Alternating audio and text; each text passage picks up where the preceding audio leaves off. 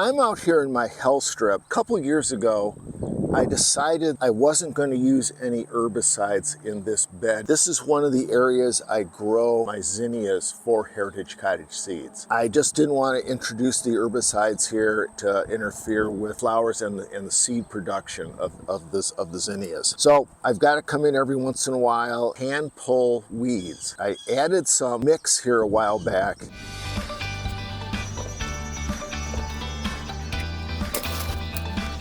Obviously, there was hairy bittercress contamination in that used mix, so I've got to come in and take care of it. The weeds are small and they're easily hand pulled. That's what I'm going to be doing out here today.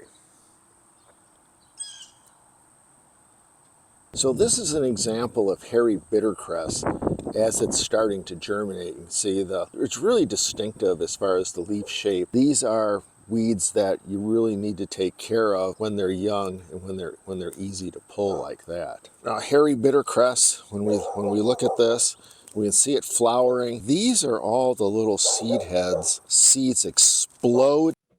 This is from an experiment I did when I was at Carolina Nurseries, 30 years ago. We took a single bittercress plant and put it in a propagation bed that was 6 foot wide. Wait till you see what happens after 5 weeks.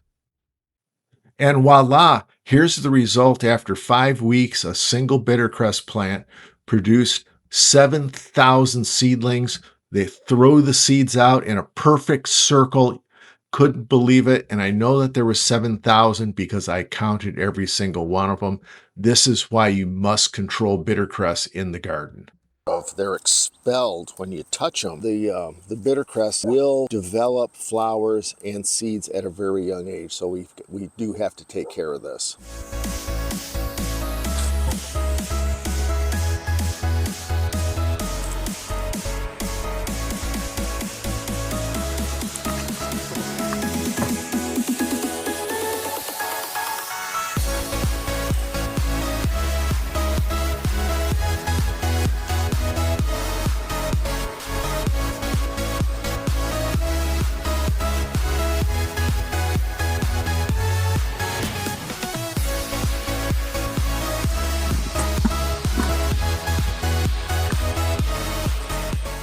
Okay, so that took me about 10 minutes to go through and weed out the hairy bittercress and some of the other cool season weeds that have popped up.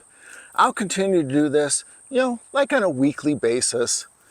I know this is not a popular, suggestion to go out and hand pull weeds, but hey, I've got the time now. I can do it, and it really is effective in controlling the weeds that you have in your flower beds.